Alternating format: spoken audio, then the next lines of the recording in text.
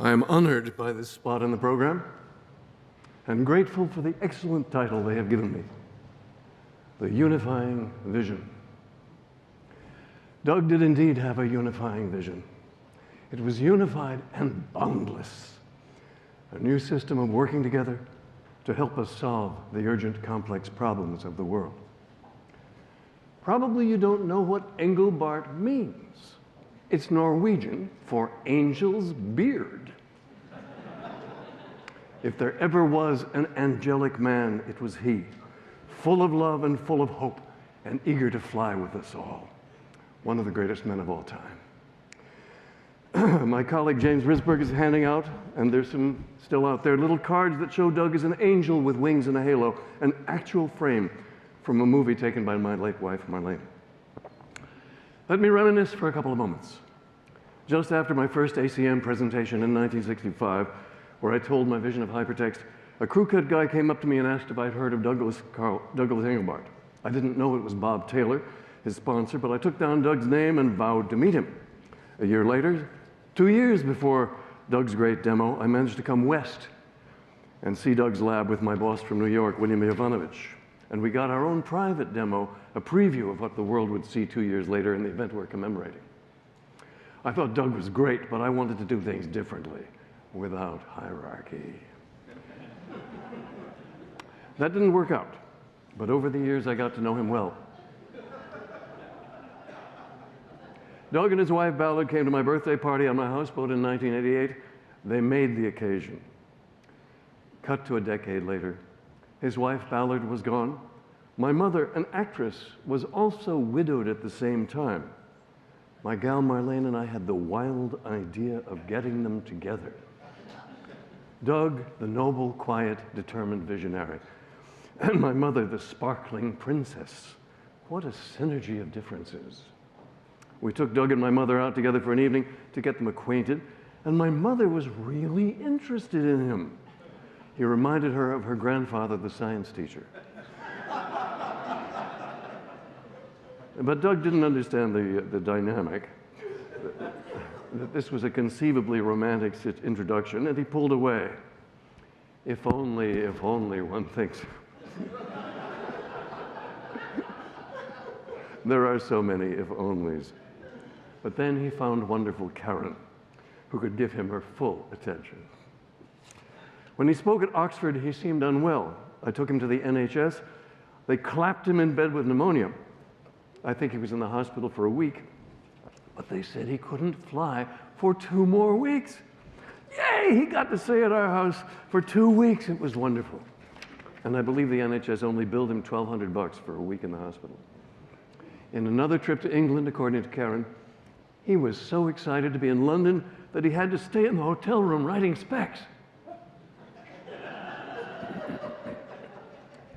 I understand that. In the 2000s, after he married Karen, Marlene and I stayed often at the place in Atherton, talking with him under the ivy.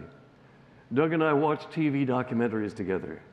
He was shocked at various evils of the past. Shouldn't we tell people, he would ask me. People already know, I told him. He liked my designs for parallel pages, trying to build a world that was simple but powerful. Because of his bicycle example, he was suspicious of simplicity. But he liked parallel pages when he saw them. I'm still fighting that fight. He said we should have collaborated, but when I proposed an Engelbart and Nelson Computer Company, he made his octopus gesture, and that was that.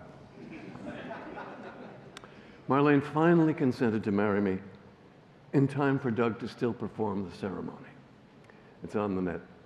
That was a sweet day. So, back to 1968 and Doug's great demo. At the time of the demo, so many parts were working, all soaring toward his unifying vision. But like Icarus, his wings melted off. After that great demo, he lost his funding, his lab, and his people, and everything went the other way. How hurt he was, how alone, with the sense of having been deserted by his sponsors and his team. His software package was sold by SRI to an aircraft company, but without community, it couldn't work as a service. Meanwhile, his former backer, Bob Taylor, became head of Xerox PARC, where they created a new world of fonts and simple interactions on the screen. That in turn became the Macintosh, which divided the world into separate applications. Between the font pageant and separate applications, where was Doug's unifying vision? Pulled apart. Working together the Engelbart way was not going to happen with personal computers. Separated applications were the opposite of his unifying vision, and pretty fonts a mere distraction. Files and email became the only standards in the squalling marketplace of rival environments. In software politics, everyone wants to start over, yeah?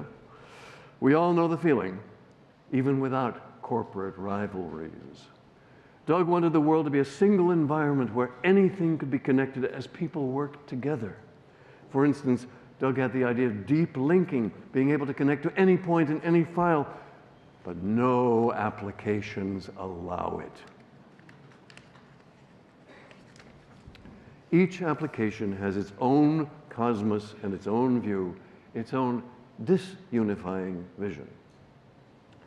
So, could Doug's unifying vision, could any unifying vision be implemented now?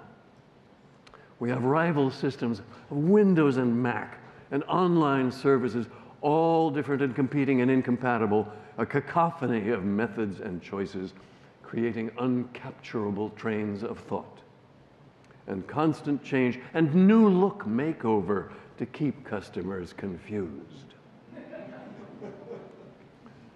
To wrap it up, a man full of love and hope showed the world a unifying vision of working together, of sharing, cooperation, and understanding. Like Bucky Fuller, he thought everyone could unite for the common goal. He believed the common goal of human benefit. He believed everyone would want to work together harmoniously for the betterment of all. He did not know about organizational politics, departmental rivalries, ruthlessness. All he knew from his Navy experience was total cooperation. He was building a world where all would cooperate without competing, agreeing on objectives. Doug hoped eventually to take on all the urgent, complex problems of humanity, dealing with them in parallel. He saw as the true and final challenge. Could he have done it somehow? Given us exalted, radical tools for optimization and agreement in this urgent, complex world of hurt and hatred? We'll never know, will we? But who better should have had the chance to try? The breadth of his unifying vision, was it possible?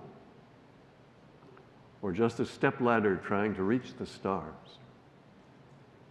Can the stars be reached? Today we have looked again at the stars he saw. We have come together to share that vision once more. The unifying vision that hovers over us today. And seeing it again inspires us all. Oh, one more thing. As Steve Jobs used to say. I propose that from now on and forever, December 9th be called by us all DougDay.